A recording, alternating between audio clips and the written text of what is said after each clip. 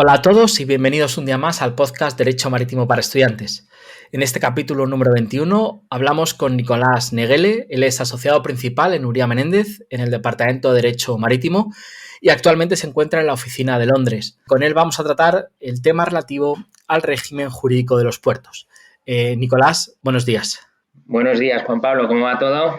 Muy bien. En primer lugar agradecerte que te hayas prestado a esta aventura y entonces, pues si quieres, tengo aquí algunas preguntas que he preparado, así que nada, me lanzo a ellas. Fenomenal, nada, muchísimas gracias a ti por invitarme, un placer y vamos a ello. Venga, pues Nicolás, en primer lugar te quería preguntar ¿cuál es el régimen jurídico aplicable a los puertos españoles? Pues la respuesta es más o menos sencilla. Yo creo que lo primero es definir qué es un puerto, ¿no? Porque si preguntas a un ingeniero probablemente vea una gran obra de infraestructura, un terreno ganado al mar. Si preguntas a una naviera probablemente vea ese punto de conexión entre la tierra y el mar que permite la conexión entre el origen y el destino de las mercancías. Pero un operador portuario y un abogado creo que tiene que tener un doble pensamiento y es el especial lugar donde se ubican los puertos y los servicios que allí se prestan. Y me explico. Al final los puertos se sitúan en la zona marítimo-terrestre, al lado del mar, y por el lugar en el que se sitúan tienen una especial protección, que son dominio público, son un dominio público portuario. ¿Qué quiere decir esto? Son una zona o unos terrenos que, por imperativo legal, pertenecen a la administración, son titularidad del Estado. Y además tiene una triple protección para que esa titularidad permanezca en el Estado, porque son bienes imprescriptibles, es decir, no pueden ser adquiridos por prescripción adquisitiva, inalienables, no pueden ser transmitidos, e inembargables, ningún particular o ningún otro Estado puede solicitar el embargo de un puerto. Derivada de esta naturaleza de propiedad de la administración pública, hay una particular forma de gestión del dominio público, porque al final, como veremos más adelante, es necesaria una concesión administrativa o una autorización administrativa para su ocupación. Y además tenemos la propia prestación del servicio, porque al final los puertos hay que pensar que no puede desarrollarse los puertos cualquier tipo de actividad, no puedes, por su carácter estratégico, no se puede poner un casino en un puerto, hablando mal y pronto, ¿no? Entonces, es necesario controlar los servicios que se prestan en esa zona y también que se presten de acuerdo con algunas ciertas características mínimas, o así lo ha entendido el legislador. Y, por tanto, tienen un régimen jurídico particular para la prestación del servicio. ¿Y cuál es este régimen jurídico? Pues, en esencia, son dos normas con rango de ley.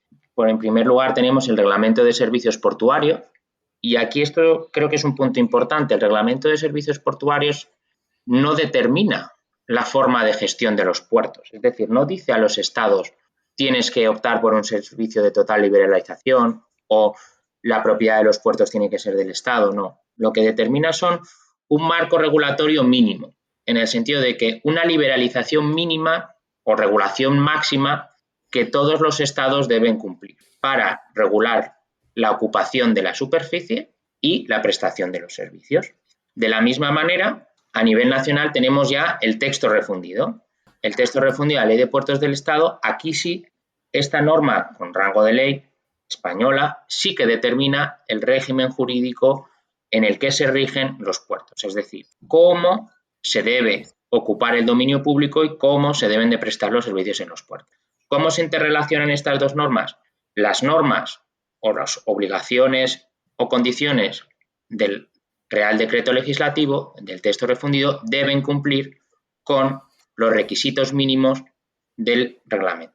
Por ejemplo, en un ejemplo muy práctico, el Reglamento de Servicios Portuarios no te determina los requisitos que debe cumplir un operador. Por ejemplo, tener 10 grúas en una terminal de mercancías. Lo que te dice es los estados o la administración podrá incorporar requisitos mínimos de maquinaria que no pueden ser discriminatorios, tienen que ser razonables, proporcionales y transparentes, ¿vale? Y este régimen jurídico se cierra con otras normas que no tienen rango de ley, como son las ordenanzas portuarias y el reglamento de servicios del puerto, el reglamento de policía, y los pliegos de prescripciones que a nivel portuario juegan un papel fundamental en la medida en que no hay un reglamento que desarrolle la ley de puertos. Yo creo que con esto tenemos un poco todo el encaje del régimen jurídico. Sí, y Nicolás, has mencionado de pasada en algún momento algunos de los actores, de los operadores que intervienen, ¿no? Y te quería preguntar, en este sentido, ¿a qué actores existen o intervienen en los puertos? Bien, pues hay que diferenciar tres grandes grupos. Administración pública, operadores, vamos a llamarlos portuarios, y usuarios del puerto. Los primeros, la administración pública. Al final hay que pensar que el puerto es propiedad del Estado y es gestionado por un organismo público denominado autoridad portuaria. Existe una autoridad portuaria que gestiona cada uno de los puertos. Es verdad que hay autoridades portuarias que gestionan varios puertos a la vez. Por ejemplo, la Autoridad Portuaria de Valencia gestiona el de Valencia, Sagunto y Gandía. ¿Qué labores tienen estas autoridades portuarias? Planifica las obras que se tienen que construir, ordena qué tipo de servicios se van a prestar en cada área. Por ejemplo, es muy habitual que las actividades de crucero o de los ferries, del pasaje, se sitúen cerca de la ciudad. Sin embargo, aquellas que son más industriales, como puede ser la carga y descarga de mercancías, pues se sitúen de una zona más alejada. Pues la autoridad portuaria tiene una labor de gestión de en qué lugar se van a prestar esos servicios. Y después la asignación de todas esas zonas del dominio público portuario a los operadores privados, que son los que prestan el servicio. Es decir, la autoridad portuaria gestiona la infraestructura, pero la prestación del servicio está encomendada a los particulares con carácter general. Luego, si te parece, incidimos un poco más porque varía en función del servicio. Como complemento, o más que por encima, como complemento de las autoridades portuarias, encontramos puertos del Estado. Puertos del Estado tienen una labor muy importante de coordinación de todas las autoridades portuarias y de apoyo en diferentes cuestiones pues, técnicas, económicas o jurídicas a las autoridades portuarias. Este es el primer bloque, que son la administración. Por el otro lado, tenemos quizá en el medio a los prestadores de servicios en los puertos. Y aquí encontramos un número muy amplio de operadores. Tenemos desde terminales de carga y descarga, amarradores, remolcadores, prácticos, consignatarios. La característica común, prestan sus servicios en los puertos a los usuarios del puerto, que son el último eslabón.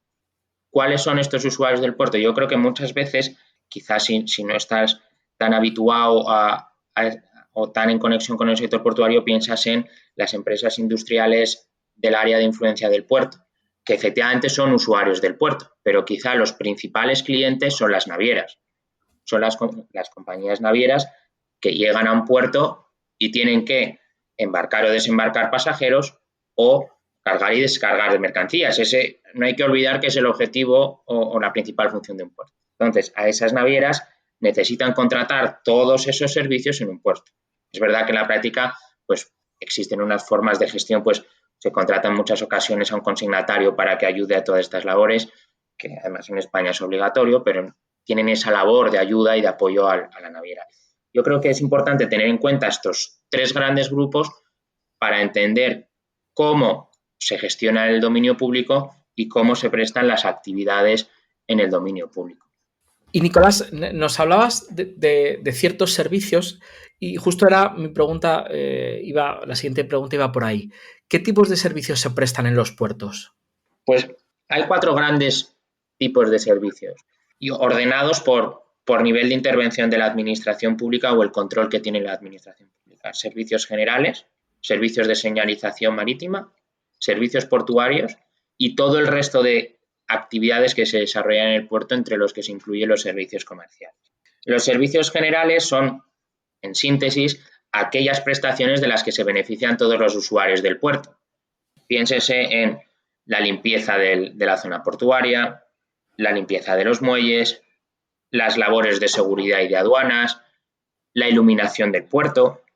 Todas esas actividades las tiene que prestar la autoridad portuaria. Son titularidad de la autoridad portuaria. Es verdad que para su prestación puede contratar su gestión con un tercero. Puede, pues como un poco hacen en ocasiones los ayuntamientos, por ejemplo, con la recogida de basuras, que contratan a un gestor de residuos para que recoja. Pues esa alternativa la tiene la autoridad portuaria, pero para que veáis, ninguna empresa privada tiene derecho a prestar el servicio de recogida de residuos en el puerto o a iluminar el puerto.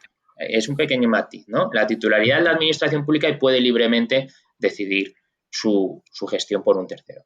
Después tenemos el servicio de señalización marítima, que, como sus propias palabras lo indican, consiste en facilitar toda la iluminación, pienses en los faros, es el ejemplo, en los faros y el resto de iluminación para que los puertos o para que los buques puedan entrar de manera segura al puerto. Es todo el tipo de señalización que facilite la operativa de los buques en el puerto y en las zonas del litoral. O sea, en este punto las autoridades portuarias tienen competencia más allá del puerto, porque salvo por esto, sus competencias se circunscriben a lo que es el área portuaria. Estos dos servicios los presta la autoridad portuaria. Los dos siguientes los prestan los particulares y hay un nivel mayor o menor de intervención. Primero tenemos los servicios portuarios, que son los servicios más típicos del puerto. Son aquellos que están directamente asociados con los tráficos portuarios, con el tráfico marítimo.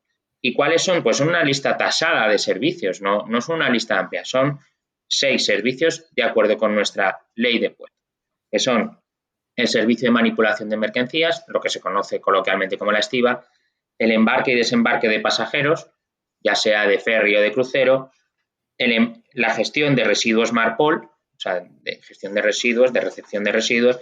Después tenemos los servicios técnicos náuticos, que son el practicaje, el remolque, el amarre y el desamarre.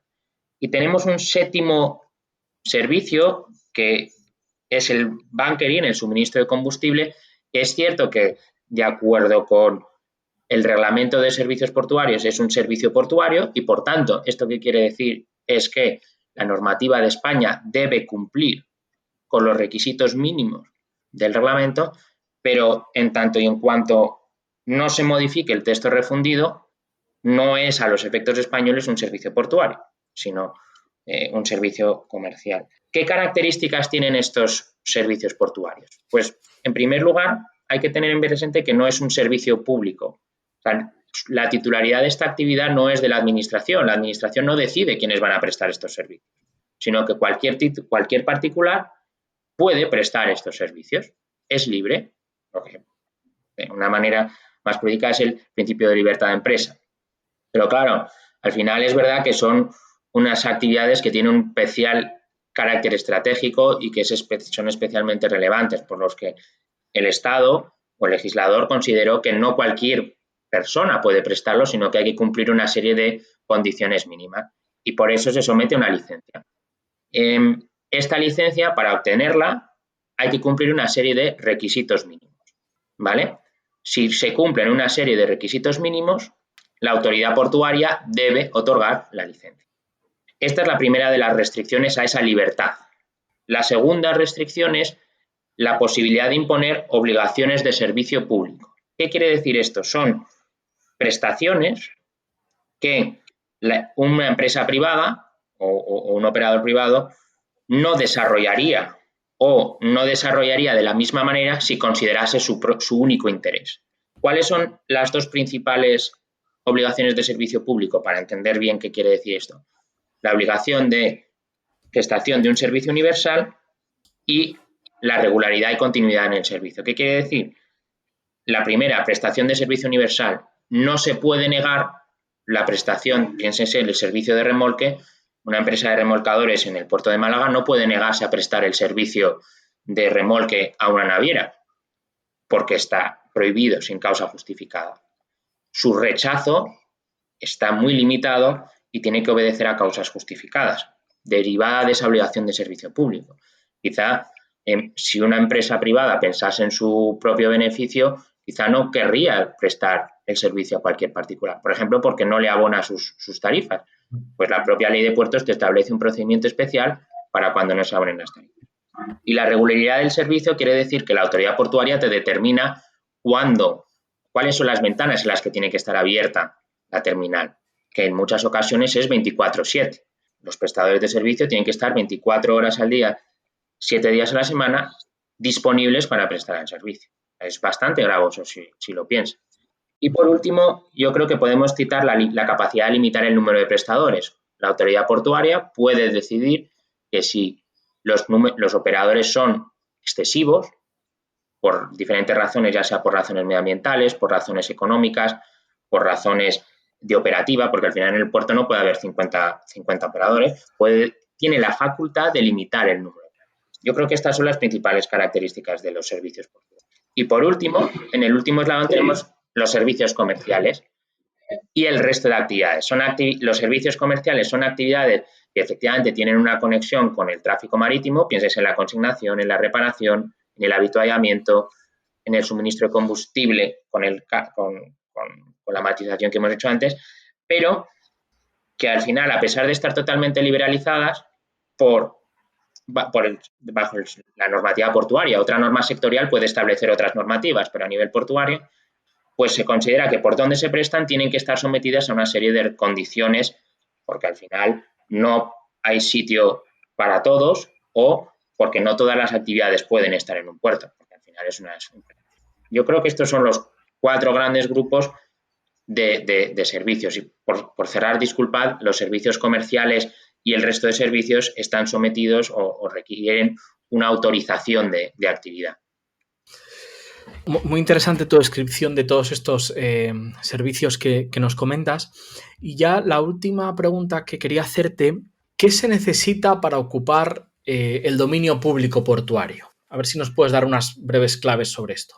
Yo creo que es una pregunta muy necesaria para cerrar el círculo, porque al final cualquier persona se preguntará, vale, yo quiero prestar el servicio de carga y descarga de contenedores, pero necesito ocupar un espacio, porque es verdad que todo servicio en un puerto necesitas de una autorización de actividad, pero no toda actividad portuaria necesita ocupar de manera intensiva el dominio público. Pienses en el practicaje. Pues el practicaje no necesitas ocupar de manera exclusiva y excluyente el dominio público. Sin embargo, hay otras actividades que están intrínsecamente relacionadas con esa ocupación. Las 2 principales son las terminales de carga y descarga de contenedores y las terminales marítimas de pasajeros. Pues para esa ocupación, la ley de puertos prevé otro régimen o otro título, en este caso administrativo, que te permite esa ocupación con unas especiales características de intensidad. Las 2 principales mecanismos que tiene el texto refundido son la autorización de dominio público y la concesión administrativa. La autorización te permite una ocupación por un máximo de 3 años con bienes desmontables, es decir, sin realizar unas obras en bienes no desmontables, obras e instalaciones, pero la principal figura en los puertos son las concesiones de maniales. Es verdad que está la concesión de obra pública, pero su uso es mucho menor en el sector portuario. Creo que a día de hoy la práctica totalidad de las terminales se articulan a través de una concesión de dominio público. ¿Y qué es esto de una concesión? Pues es una difícil pregunta, ¿no? Yo creo que es un derecho, es un título administrativo, que lo que te da lo importante es un derecho privativo sobre una zona del dominio público portuario. Y esto es muy importante, lo que te concede la concesión es la facultad de ocupar una zona del dominio público para que tú puedas desarrollar una actividad. Es decir, no deja de ser un instrumento que tiene el operador privado para poder prestar su actividad. Pero derivada de esta naturaleza hay que pensar que está en el dominio público. Entonces, la administración no puede concederlo directamente, sino que es necesario convocar un concurso público.